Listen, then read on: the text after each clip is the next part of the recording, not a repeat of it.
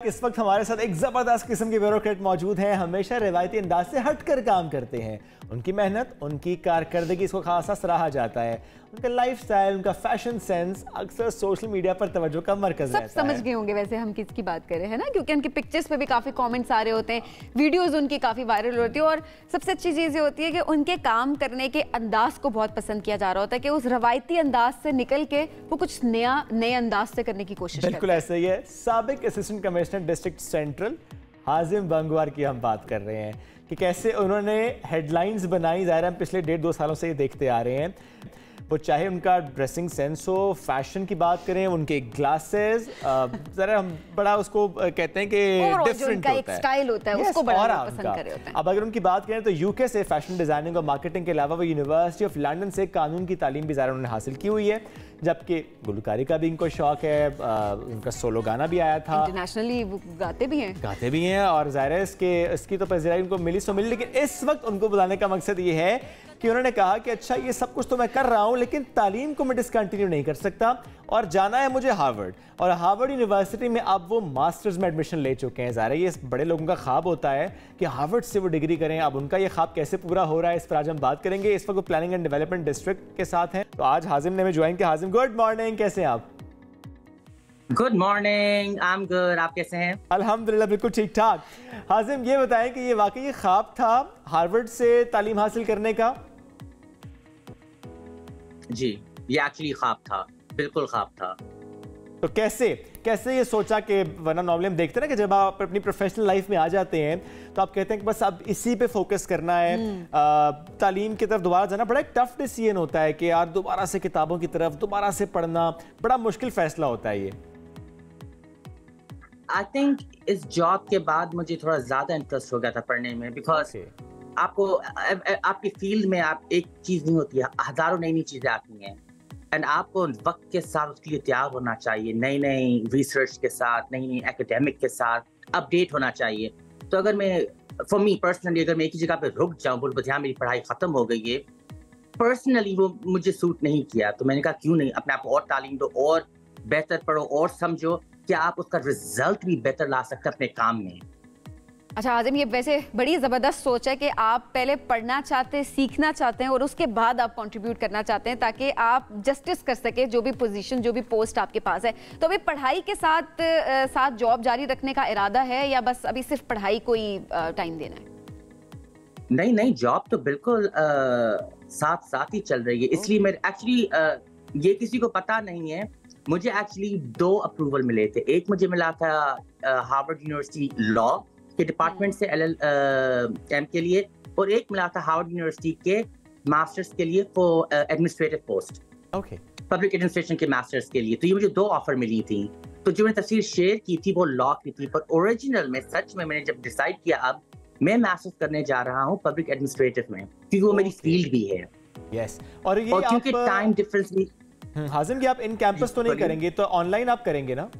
नहीं, बिल्कुल, क्योंकि जो मेरी मास्टर्स लॉ में थी वो मुझे ऑन कैंपस करनी पड़ रही थी और वो मैं करना नहीं चाह रहा था क्योंकि मैं अपनी जॉब नहीं छोड़ना चाह रहा था। और ऑब्वियसली मैं करना चाह रहा हूँ पब्लिक एडमिनिस्ट्रेशन, तो मैं पब्लिक को ही छोड़ूं जिसके लिए कर रहा हूँ उसी को छोड़ के चला जाऊँ, तो बात माना मुझे सूट नहीं कर रही थी। तो ये मेरे लिए ईजी हो गया, ऑनलाइन भी कर सकता हूँ, मैं जॉब को भी टाइम दे सकता हूँ और इसमें मैं ऑब्वियसली पब्लिक एडमिनिस्ट्रेशन में मास्टर्स करके ये इन्फॉर्मेशन मैं अप्लाई कर सकता हूँ अपनी पब्लिक के लिए। जबरदस्त। चलें, ये तो होगी पढ़ाई के बाद। अब जाहिर है पढ़ाई भी है, जॉब भी है, अब इतने बिजी हो गए, अब इस वजह से फैशन को कैसे टाइम देंगे? फैशन साथ है, फैशन को टाइम देने की जरूरत नहीं होती, वो साथ होता है हर चीज में, साथ होता है। ये बात दुरुस्त है। वैसे हाजिम, आपकी जो वार्डरोब है उसमें सबसे ज्यादा कलर कौन सा है? होता ना ये कलर हर चीज में। Black. Okay, black, flat out black, because I think black में मेरा weight fluctuate बहुत करता है और अब तो comments हर चीज पे मेरे आ जाती हैं, तो black में I feel में थोड़ा black छुपा देते हैं। वैसे आज़िम डाइटिंग करते हैं? आपने बोला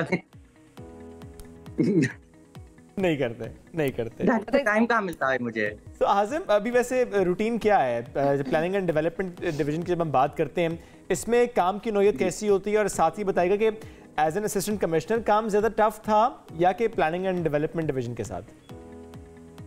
as an assistant commissioner definitely वो ज़्यादा टफ था, और आप अराउंड द क्लॉक होते हैं, आप हर चीज़ को आपकी रिस्पॉन्सिबिलिटी लेनी होती है, जो भी आपके सब डिवीजन में हो रहा होता है आप उसके जिम्मेदार होते हैं। और मैं थोड़ा हैंड्स ऑन हूँ, मेरे सब डिवीजन में एक चीज़ भी थोड़ी उल्टी हो जाए मैं नहीं बैठ सकता, मुझे खुद चेक करनी, खुद रिजॉल्व करना है। प्लानिंग और डेवलपमेंट में सेंट्रल में इतना हाई स्कोप नहीं है, क्योंकि आप ज़्यादा करके ओवरव्यू करते हैं, आप मॉनिटर करते हैं जो प्रोजेक्ट्स चल रहे हैं, जो इनिशिएट हुए हैं, जो स्टार्ट हुए, आप उनको बस ओवरव्यू करते हैं, उतना हैंड्स ऑन नहीं है। ओके जब भी आप किसी पोस्ट पर होते हैं तो कोई ना कोई ज़रूर कॉल करके या मैसेज करके या किसी के थ्रू कोई ना कोई सिफारिश करता है। तो अगर मैं आपसे ये पूछूं कि लोग आपको कांटेक्ट करते हैं जान पहचान वाले या किसी के रेफरेंस के थ्रू कि हाजिम भाई ज़रा ये वाला काम है करा देना? हाँ जी, बिल्कुल करते हैं। और ये मैंने जो सीनियर से सीखा, अपने सीनियर से भी, to be very honest I am very grateful, कि अगर जायज़ काम है तो बिल्कुल।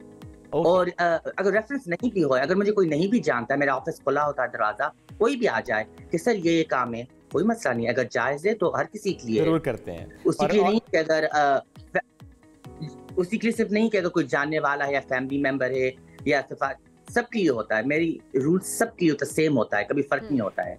क्या बात है। वैसे आज़िम क्या पॉलिटिकल कोई एफिलिएशन भी है, पॉलिटिक्स में आने का कोई इरादा भी है आगे? नहीं, कोई पॉलिटिक्स में आने का इरादा नहीं। आई थिंक पॉलिटिक्स ना मैंने कभी पढ़ी है, I am not well versed in it.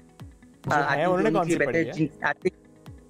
I don't know, for me, मैं अपनी बात कर सकता हूँ। For me personally, आप किसी चीज में जाओ तो आप वेल वर्स्ड होना चाहिए, आपको पता होना चाहिए इन एंड आउट क्या है, आपको इंटरेस्ट होना चाहिए। जो चीज मैंने कभी ना पढ़ी है ना मुझे पता है, उसमें जाके मैं अपना भी टाइम ज़ाया कर रहा हूँ और पब्लिक का भी। ठीक है, कोई इरादा नहीं रख रहे। तो अब अच्छा, अब ऐसे में हाँ, अब ऐसे में ज़ाहिर है सिंगर भी हैं आप। मैं तो सोच रही हूँ अच्छा शेफ भी हैं, अच्छा ये भी हैं, अच्छा वो भी, और साथ में ज़ाहिर है सिंगर भी हैं। शेफ नहीं हूँ, कुक हूँ, पका लेता हूँ, शेफ नहीं हूँ। ठीक है जी, कुक है आप, मतलब सारे काम थोड़े थोड़े कर ही लेते हैं ना। तो अब गाने की तरफ कितना रुझान है? ये आप, हम हमेशा कोई ना कोई सीक्रेट निकाल लेता है मुझसे। इस वक्त ऑब्वियसली हम में बस ये टेक्निक पता नहीं कैसे सीक्रेट्स निकाल लेते हैं, पर हाँ, क्योंकि ऑब्वियसली मेरी जो इनिशियल इनकम है वो मेरी म्यूजिक के थ्रू आती है। जो मेरी इनिशियल इनकम है तो म्यूजिक के थ्रू आती है, तो ऑब्वियसली मैं कॉन्ट्रैक्ट पे भी हूँ जिससे मेरे एल्बम्स हैं, और इस साल एल्बम रिलीज होने का डेट अनाउंस होने वाली है जल्दी। अच्छा, नया एल्बम आ रहा है, कितने ट्रैक्स हैं? जी उसमें है अभी जो कंफर्म है 12 हैं, 12 ट्रैक्स हैं। और उसमें से कोई ट्रैक ऐसा जिसका कोई टीजर आपने अभी तक जारी कर दिया हो? अभी कोई टीजर नहीं है। आई थिंक विद टाइम, मैं टाइम पे ज्यादा फोकस करता हूँ, बिकॉज एल्बम काफी समर टाइप है और थोड़ा डिफरेंट है, पिछले से थोड़ा डिफरेंट है। इसमें मैंने पाकिस्तानी इन्फ्लुएंस थोड़े ज्यादा किए हैं, उर्दू गाने ज्यादा कोशिश किए हैं। अच्छा, अब चूंकि आपने खुद हमें हिंट दे दी ना उर्दू गाने की, तो हम जरूर चाहेंगे एक आध जुमला तो हो ही जाए हाजिम आज उर्दू किसी गाने का जो आने वाला है, टीजर हो जाएगा ना। आप ये देखिए कि हम के प्लेटफॉर्म से हाजिम बांगवार के एल्बम आने का टीजर हो जाएगा आज। और एक जुमले को एक जुमला ना समझिएगा, 2-3 सुना दीजिएगा। आनी 150 वाला हत 70 लाला आनी अलमी वाला 150। ये वाह जी वाह, अरबिक कोरस है, उर्दू ये अरबिक है। और 150 का मतलब 150। क्या बात है, थैंक यू सो मच हाजिम, आपने हमारी ये बात मान ली। अब हम इसको बिल्कुल चलाएंगे ना कि हाजिम पढ़ने वाली है, फिर मैं आपको नहीं कुछ नहीं होता, आप मेरे पे डालना क्या ना, वो शुएब और सबीन ने कर दिया था, इंसिस्ट किया, मैं कुछ कर नहीं पाया। चलिए देखिए, ये तो वो मामला जिसपे हमने आपको बहुत इंसिस्ट किया जा रहा है, हमारा काम था इंसिस्ट करना आपको और हमने कर लिया, हम कामयाब हो गए। थैंक यू हाजिम। आप कोई और गाना जो पहले का आपका गाना है, अगर आप थोड़ा सा वो सुनना चाहें इस वक्त, बुलाया या कोई और गाना? ओह या तुझको जब से बुलाया जीने का जादू छाया, ना देखो पीछे मुड़ के दिल ने है ये समझाया। वाह क्या बात है, जबरदस्त। हाजिम thank you so much for joining us today, all the best for your next journey जो कि मास्टर्स आप डिग्री लेंगे हार्वर्ड से।